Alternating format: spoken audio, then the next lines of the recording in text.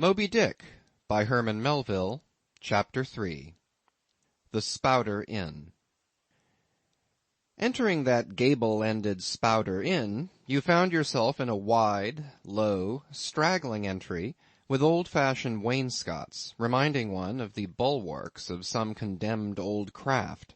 On one side hung a very large oil painting, so thoroughly besmoked, and every way defaced, that in the unequal cross-lights by which you viewed it, it was only by diligent study and a series of systematic visits to it, and careful inquiry of the neighbors, that you could any way arrive at an understanding of its purpose.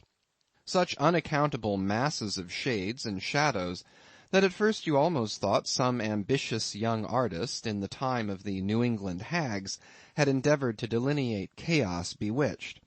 But by dint of much and earnest contemplation and oft-repeated ponderings, and especially by throwing open the little window towards the back of the entry, you might at last come to the conclusion that such an idea, however wild, might not be altogether unwarranted. But what most puzzled and confounded you was a long, limber, portentous black mass of something hovering at the centre of the picture, over three blue, dim, perpendicular lines floating in a nameless yeast. A boggy, soggy, squitchy picture, truly, enough to drive a nervous man distracted. Yet was there a sort of indefinite, half-attained, unimaginable sublimity about it that fairly froze you to it, till you involuntarily took an oath with yourself to find out what that marvellous painting meant. Ever and anon a bright but, alas, deceptive idea would dart you through. It's the Black Sea in a midnight gale. It's the unnatural combat of the four primal elements. It's a blasted heath. It's a Hyperborean winter scene. It's the breaking up of the icebound stream of time. But at last all these fancies yielded to that one portentous something in the picture's midst. That once found out, and all the rest were plain. But stop, does it not bear a faint resemblance to a gigantic fish, even the great Leviathan himself? In fact, the artist's design seemed this, a final theory of my own, partly based upon the aggregated opinions of many aged persons with whom I conversed upon the subject. The picture represents a Cape Horner in a great hurricane, the half-foundered ship weltering there with its three dismantled masts alone visible, and an exasperated whale, purposing to spring clean over the craft, is in the enormous act of impaling himself upon the three mastheads. The opposite wall of this entry was hung over with a heathenish array of monstrous clubs and spears. Some were thickly set with glittering teeth resembling ivory saws, others were tufted with knots of human hair, and one was sickle-shaped, with a vast handle sweeping round like the segment made in the new-mown grass by a long-armed mower. You shuddered as you gazed, and wondered what monstrous cannibal and savage could ever have gone a death-harvesting with such a hacking, horrifying implement. Mixed with these were rusty old whaling lances and harpoons all broken and deformed. Some were storied weapons. With this once long last, now wildly elbowed, 50 years ago did Nathan Swain kill 15 whales between a sunrise and a sunset, and that harpoon, so like a corkscrew now, was flung in the Javan seas and run away with by a whale years afterwards slain off the Cape of Blanco. The original iron entered nigh the tail, and, like a restless needle sojourning in the body of a man, travelled full 40 feet, and at last was found embedded in the hump. Crossing this dusky entry, and on through yon low-arched way, cut through what in old times must have been a great central chimney with fireplaces all round, you enter the public room. A still duskier place is this, with such low, ponderous beams above, and such old wrinkled planks beneath, that you would almost fancy you trod some old craft's cockpits, especially of such a howling night, when this corner-anchored old ark rocked so furiously. On one side stood a long, low, shelf-like table covered with cracked glass cases, filled with dusty rarities gathered from this wide world's remotest nooks. Projecting from the further angle of the room stands a dark-looking den, the bar, a rude attempt at a right whale's head. Be that how it may, there stands the vast arched bone of the whale's jaw, so wide a coach might almost drive beneath it. Within are shabby shelves, ranged round with old decanters, bottles, flasks, and in those jaws of swift destruction, like another cursed Jonah, by which name indeed they called him, bustles a little withered old man, who, for their money, dearly sells the sailors deliriums and death. Abominable are the tumblers into which he pours his poison. Though true cylinders without, within the villainous green goggling glasses deceitfully tapered downwards to a cheating bottom. Parallel meridians rudely pecked into the glass surround these footpads goblets. Fill to this mark, and your charge is but a penny. To this, a penny more, and so on to the full glass, the Cape Horn measure, which you may gulp down for a shilling. Upon entering the place, I found a number of young seamen gathered about a table, examining by a dim light the divers specimens of scrimshander. I sought the landlord, and telling him I desired to be accommodated with a room, received for answer that his house was full, not a bed unoccupied. "But avast," he added, tapping his forehead, "you hain't no objections to sharing a harpooneer's blanket, have ye? I suppose you're going a whaling, so you better get used to that sort of thing." I told him that I never liked to sleep two in a bed, that if I should ever do so it would depend upon who the harpooneer might be, and that if he, the landlord, really had no other place for me, and the harpooneer was not decidedly objectionable, why, rather than wander further about a strange town on so bitter a night, I would put up with the half of any decent man's blanket. "I thought so. All right, take a seat. Supper? You want supper?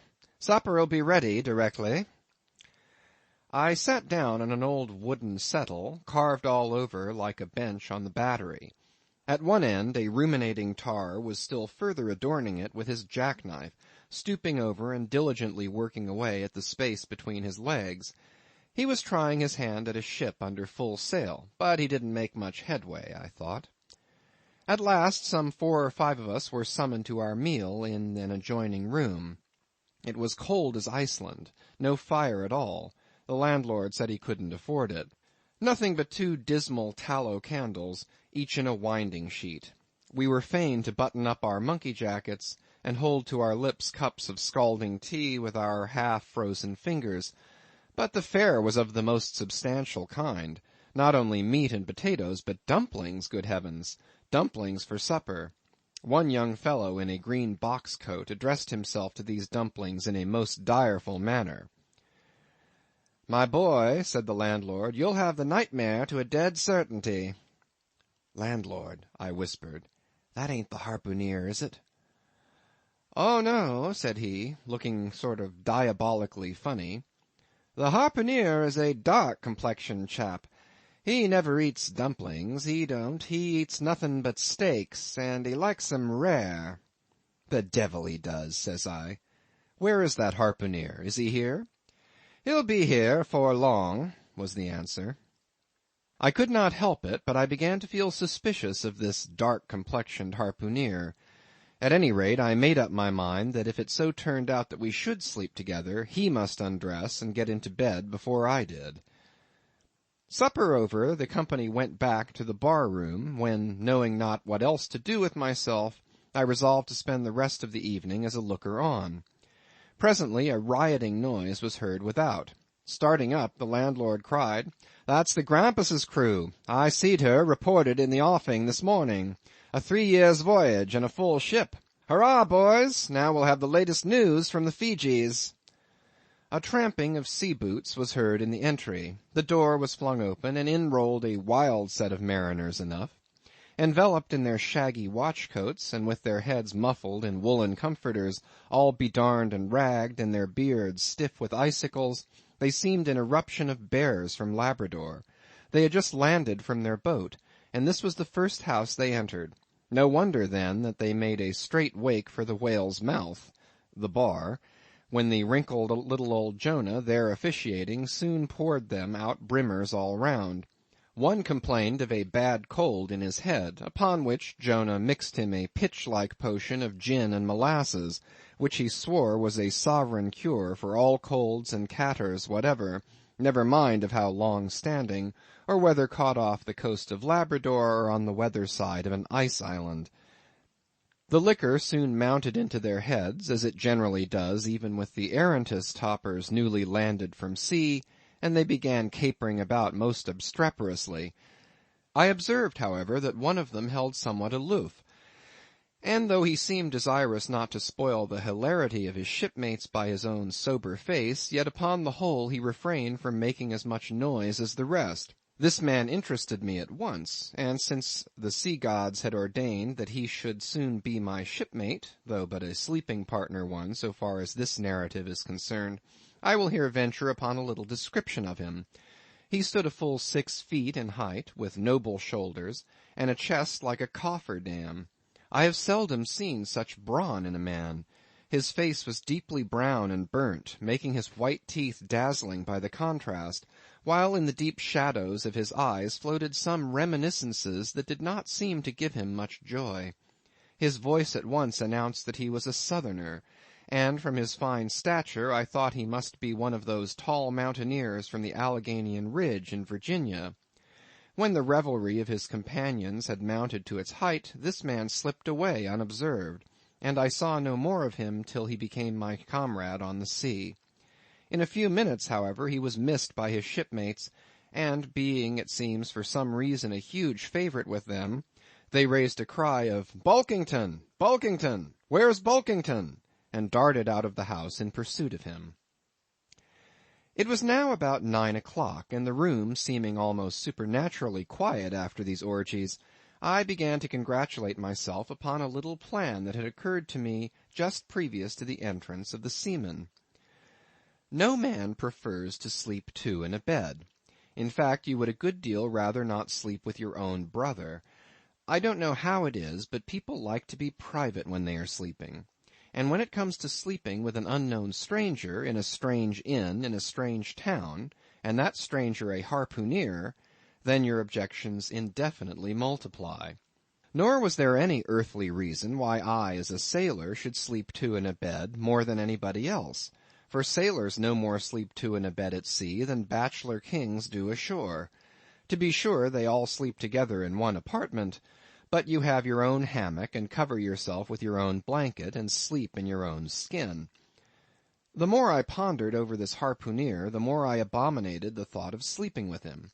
It was fair to presume that being a harpooneer, his linen or woolen, as the case might be, would not be of the tidiest, certainly none of the finest. I began to twitch all over. Besides, it was getting late, and my decent harpooneer ought to be home and going bedwards. Suppose now he should tumble in upon me at midnight. How could I tell from what vile hole he had been coming? "Landlord, I've changed my mind about that harpooneer. I shan't sleep with him. I'll try the bench here." "Just as you please. I'm sorry I can't spare ye a tablecloth for the mattress, and it's a plaguey rough board here," feeling of the knots and notches. "But wait a bit, Scrimshanda. I've got a carpenter's plane there in the bar. Wait, I say, and I'll make ye snug enough." So saying, he procured the plane, and with his old silk handkerchief first dusting the bench, vigorously set to planing away at my bed, the while grinning like an ape. The shavings flew right and left, till at last the plane iron came bump against an indestructible knot. The landlord was near spraining his wrist, and I told him for heaven's sake to quit. The bed was soft enough to suit me, and I did not know how all the planing in the world could make eider down of a pine plank. So gathering up the shavings with another grin, and throwing them into the great stove in the middle of the room, he went about his business, and left me in a brown study. I now took the measure of the bench, and found that it was a foot too short, but that could be mended with a chair. But it was a foot too narrow, and the other bench in the room was about 4 inches higher than the planed one, so there was no yoking them. I then placed the first bench lengthwise along the only clear space against the wall, leaving a little interval between for my back to settle down in.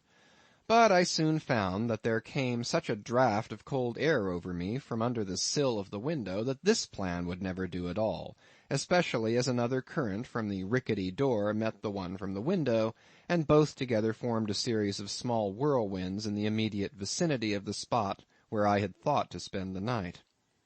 The devil fetch that harpooneer, thought I. But stop, couldn't I steal a march on him? Bolt his door inside and jump into his bed, not to be wakened by the most violent knockings? It seemed no bad idea, but upon second thoughts I dismissed it. For who could tell but what the next morning, so soon as I popped out of the room, the harpooneer might be standing in the entry, all ready to knock me down. Still, looking round me again, and seeing no possible chance of spending a sufferable night unless in some other person's bed, I began to think that after all I might be cherishing unwarrantable prejudices against this unknown harpooneer. Thinks I, I'll wait a while. He must be dropping in before long. I'll have a good look at him then, and perhaps we may become jolly good bedfellows after all. There's no telling. But though the other boarders kept coming in by ones, twos, and threes, and going to bed, yet no sign of my harpooneer. "Landlord," said I, "what sort of chap is he? Does he always keep such late hours?" It was now hard upon 12 o'clock. The landlord chuckled again with his lean chuckle, and seemed to be mightily tickled at something beyond my comprehension. "No," he answered, "generally he's an early bird, early to bed and early to rise. Yes, he's the bird what catches the worm. But to-night he went out a-peddling, you see, and I don't see what on earth keeps him so late, unless, maybe, he can't sell his head." "Can't sell his head? What sort of a bamboozlingly story is this you're telling me?" getting into a towering rage. "Do you pretend to say, landlord, that this harpooneer is actually engaged this blessed Saturday night, or rather Sunday morning, in peddling his head around town?" "That's precisely it," said the landlord. "And I told him he couldn't sell it here, the market's overstocked." "With what?" shouted I.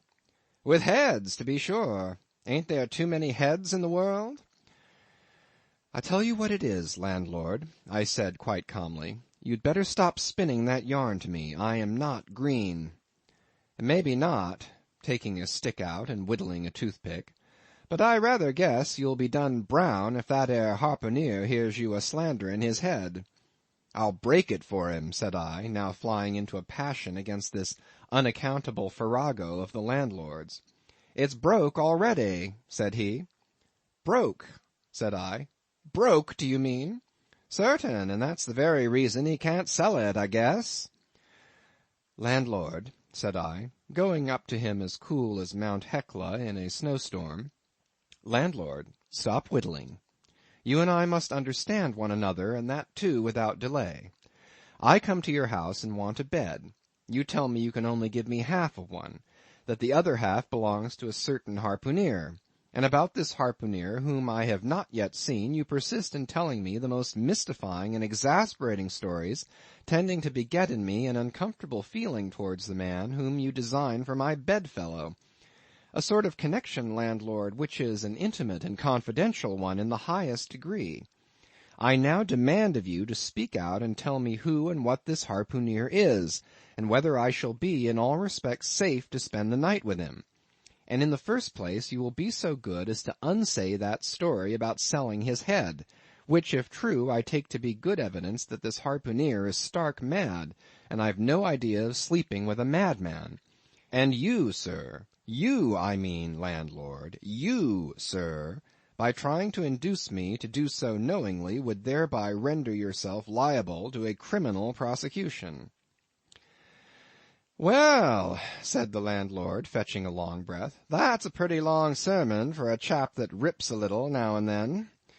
But be easy, be easy. This here harpooneer I've been telling you of has just arrived from the South Seas, where he bought up a lot of bomb New Zealand heads, great curios, you know, and he sold all of 'em but one, and that one he's trying to sell to-night, 'cause tomorrow's Sunday, and it would not do to be selling human heads about the streets when folks is going to churches. He wanted to last Sunday, but I stopped him just as he was going out the door with 4 heads strung on a string, for all the earth like a string of onions. This account cleared up the otherwise unaccountable mystery, and showed that the landlord after all had no idea of fooling me. But at the same time, what could I think of a harpooneer who stayed out of a Saturday night clean into the holy Sabbath, engaged in such a cannibal business as selling the heads of dead idolaters? Depend upon it, landlord, that harpooneer is a dangerous man. He pays regular, was the rejoinder. But come, it's getting dreadful late. You'd better be turning flukes. It's a nice bed. Sal and me slept in that 'ere bed the night we was spliced. There's plenty of room for two to kick about in that bed. It's an almighty big bed, that. Why, afore we give it up, Sal used to put our Sam and little Johnny in the foot of it. But I got a-dreamin' and sprawlin' about one night, and somehow Sam got pitched on the floor, and came near breaking his arm. After that, Sal said it wouldn't do. Come along here, I'll give you a glim in a jiffy. And so saying, he lighted a candle and held it towards me, offering to lead the way. But I stood irresolute, when looking at a clock in the corner, he exclaimed, I vomit Sunday. You won't see that harpooneer tonight. He's come to anchor somewhere. Come along, then. Do come, won't you come? I considered the matter a moment, and then upstairs we went, and I was ushered into a small room, cold as a clam, and furnished, sure enough, with a prodigious bed, almost big enough, indeed, for any 4 harpooneers to sleep abreast. There, said the landlord, placing the candle on a crazy old sea-chest that did double duty as a wash-stand and centre-table. There, make yourself comfortable now, and good night to you. I turned round from eyeing the bed, but he had disappeared. Folding back the counterpane, I stood over the bed. Though none of the most elegant, it yet stood the scrutiny tolerable well. I then glanced round the room, and besides the bedstead and centre-table, could see no other furniture belonging to the place, but a rude shelf, the 4 walls, and a papered fireboard representing a man striking a whale. Of things not properly belonging to the room, there was a hammock lashed up and thrown upon the floor in one corner, also a large seaman's bag containing the harpooneer's wardrobe, no doubt in lieu of a land trunk. Likewise there was a parcel of outlandish bone fish-hooks on the shelf over the fireplace, and a tall harpoon standing at the head of the bed. But what is this on the chest? I took it up, and held it close to the light, and felt it, and smelt it, and tried every way possible to arrive at some satisfactory conclusion concerning it. I can compare it to nothing but a large door-mat, ornamented at the edges with little tinkling tags, something like the stained porcupine quills round an Indian moccasin. There was a hole or slit in the middle of this mat, as you see the same in South American ponchos. But could it be possible that any sober harpooneer could get into a door-mat and parade the streets of any Christian town in that sort of guise? I put it on to try it, and it weighed me down like a hamper, being uncommonly shaggy and thick, and I thought a little damp, as though this mysterious harpooneer had been wearing it of a rainy day. I went up to it in a bit of glass stuck against the wall, and I never saw such a sight in my life. I tore myself out of it in such a hurry that I gave myself a kink in the neck. I sat down on the side of the bed and commenced thinking about this head-peddling harpooneer and his door-mat. After thinking some time on the bedside, I got up and took off my monkey jacket, and then stood in the middle of the room thinking. Then I took off my coat and thought a little more in my shirt-sleeves. But beginning to feel very cold now, half undressed as I was, and remembering what the landlord said about the harpooneer's not coming home at all that night, it being so very late, I made no more ado, but jumped out of my pantaloons and boots, and then, blowing out the light, tumbled into bed, and commended myself to the care of heaven. Whether that mattress was stuffed with corn-cobs or broken crockery, there is no telling, but I rolled about a good deal, and could not sleep for a long time. At last I slid off into a light doze, and had pretty nearly made a good offing towards the land of Nod, when I heard a heavy footfall in the passage, and saw a glimmer of light come into the room from under the door. Lord save me, thinks I, that must be the harpooneer, the infernal head-peddler. But I lay perfectly still, and resolved not to say a word till spoken to. Holding a light in one hand, and that identical New Zealand head in the other, the stranger entered the room, and without looking towards the bed, placed his candle a good way off from me on the floor in one corner, and then began working away at the knotted cords of the large bag I before spoke of as being in the room. I was all eagerness to see his face, but he kept it averted for some time while employed in unlacing the bag's mouth. This accomplished, however, he turned round, when, good heavens, what a sight! Such a face! It was of a dark purplish yellow colour, here and there stuck over with large blackish-looking squares. Yes, it's just as I thought. He's a terrible bedfellow. He's been in a fight, got dreadfully cut, and here he is just from the surgeon. But at that moment he chanced to turn his face so towards the light that I plainly saw they could not be sticking plasters at all, those black squares on his cheeks. They were stains of some sort or other.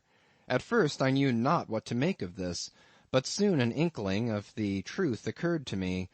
I remembered a story of a white man, a whaleman too, who, falling among the cannibals, had been tattooed by them. I concluded that this harpooneer in the course of his distant voyages must have met with a similar adventure. And what is it, thought I, after all? It's only his outside. A man can be honest in any sort of skin. But then, what to make of his unearthly complexion? That part of it, I mean, lying round about and completely independent of the squares of tattooing. To be sure, it might be nothing but a good coat of tropical tanning, but I never heard of a hot sun tanning a white man into a purplish yellow one. However, I had never been in the South Seas, and perhaps the sun there produced these extraordinary effects upon the skin. Now, while all these ideas were passing through me like lightning, this harpooneer never noticed me at all. But after some difficulty, having opened his bag, he commenced fumbling in it, and presently pulled out a sort of a tomahawk, and a sealskin wallet with the hair on. Putting these on the old chest in the middle of the room, he then took the New Zealand head, a ghastly thing enough, and crammed it down into the bag. He now took off his hat, a new beaver hat, when I came nigh singing out with fresh surprise. There was no hair on his head, none to speak of at least, nothing but a small scalp knot twisted upon his forehead. His bald purplish head now looked for all the world like a mildewed skull. Had not the stranger stood between me and the door, I would have bolted out of it quicker than I ever bolted a dinner. Even as it was, I thought something of slipping out the window, but it was the second floor back. I am no coward, but what to make of this head-peddling purple rascal altogether passed my comprehension. Ignorance is the parent of fear, and being completely nonplussed and confounded about the stranger, I confessed I was now as much afraid of him as if it was the devil himself who had thus broken into my room in the dead of night. In fact, I was so afraid of him that I was not game enough just then to address him, and demand a satisfactory answer concerning what seemed inexplicable in him. Meanwhile he continued the business of undressing, and at last showed his chest and arms. As I live, these covered parts of him were checkered with the same squares as his face. His back, too, was all over the same dark squares. He seemed to have been in a 30 years' war, and just escaped from it with a sticking-plaster shirt. Still more, his very legs were marked as if a parcel of dark green frogs were running up the trunks of young palms. It was now quite plain that he must be some abominable savage or other shipped aboard of a whaleman in the South Seas, and so landed in this Christian country. I quaked to think of it. A peddler of heads, too. Perhaps the heads of his own brothers. He might take a fancy to mine. Heavens, look at that tomahawk! But there was no time for shuddering, for now the savage went about something that completely fascinated my attention, and convinced me that he must indeed be a heathen. Going to his heavy grego, or rapal, or dreadnought, which he had previously hung on a chair, he fumbled in the pockets and produced at length a curious little deformed image, with a hunch on its back, and exactly the colour of a 3-days-old Congo baby.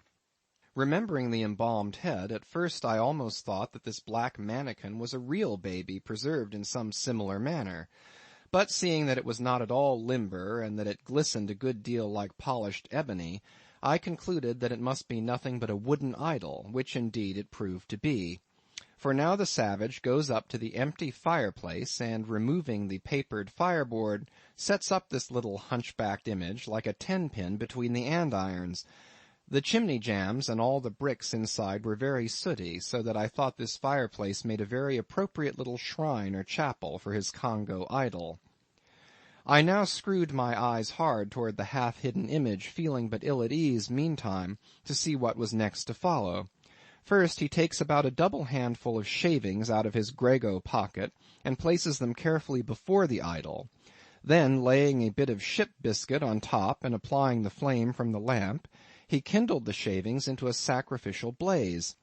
Presently, after many hasty snatches into the fire, and still hastier withdrawals of his fingers, whereby he seemed to be scorching them badly, he at last succeeded in drawing out the biscuit. Then, blowing off the heat and ashes a little, he made a polite offer of it to the little negro. But the little devil did not seem to fancy such dry sort of fare at all. He never moved his lips. All these strange antics were accompanied by still stranger guttural noises from the devotee, who seemed to be praying in a sing-song, or else singing some pagan psalmody or other, during which his face twitched about in the most unnatural manner. At last, extinguishing the fire, he took his idol up very unceremoniously, and bagged it again in his grego pocket as carelessly as if he were a sportsman bagging a dead woodcock. All these queer proceedings increased my uncomfortableness, and seeing him now exhibiting strong symptoms of concluding his business operations and jumping into bed with me, I thought it was high time, now or never, before the light was put out, to break the spell in which I had so long been bound. But the interval I spent in deliberating what to say was a fatal one. Taking his tomahawk from the table, he examined the head of it for an instant, and then holding it to the light, with his mouth at the handle, he puffed out great clouds of tobacco smoke. The next moment the light was extinguished, and this wild cannibal, tomahawk between his teeth, sprang into bed with me. I sang out, I could not help it now, and giving a sudden grunt of astonishment, he began feeling me. Stammering out something, I knew not what, I rolled away from him against the wall, and then conjured him, whoever or whatever he might be, to keep quiet, and let me get up and light the lamp again. But his guttural responses satisfied me at once that he but ill comprehended my meaning. "Who devil you?" he said at last. "You no speak ye, damn me, I kill ye." And so saying, the lighted tomahawk began flourishing about me in the dark. "Landlord, for God's sake, Peter Coffin!" shouted I. "Landlord! Watch! Coffin! Angel, save me!" "Speak ye! Tell ye me who ye be, or damn me, I kill ye!" again growled the cannibal, while his horrid flourishings of the tomahawk scattered the hot tobacco ashes about me till I thought my linen would get on fire. But, thank heaven, at that moment the landlord came into the room, light in hand, and leaping from the bed I ran up to him. "Don't be afraid now," said he, grinning again. "Queequeg here wouldn't harm a hair of your head." "Stop your grinning," shouted I. "And why didn't you tell me that infernal harpooneer was a cannibal?" "I thought you'd know it. Didn't I tell you he was a peddling heads around town? But turn flukes again and go to sleep. Queequeg, look here. You sabby me, I sabby you. This man sleepy you sabby?" "Me sabby plenty," grunted Queequeg, puffing away at his pipe and sitting up in bed. "You getty in," he added, motioning to me with his tomahawk, and throwing the clothes to one side. He really did this in not only a civil, but really a kind and charitable way. I stood looking at him a moment. For all his tattooings, he was on the whole a clean, comely-looking cannibal. What's all this fuss I have been making about, thought I to myself. The man's a human being just as I am. He has as much reason to fear me as I have to be afraid of him. Better sleep with a sober cannibal than a drunken Christian. "Landlord," said I, "tell him to stash his tomahawk there, or pipe, or whatever you call it. Tell him to stop smoking, in short, and I will turn in with him. But I don't fancy having a man smoking in bed with me. It's dangerous. Besides, I ain't insured." This being told to Queequeg, he at once complied, and again politely motioned me to get into bed, rolling over to one side as much to say, "I won't touch a leg of you." "Good night, landlord," said I. "You may go." I turned in, and never slept better in my life. End of chapter 3.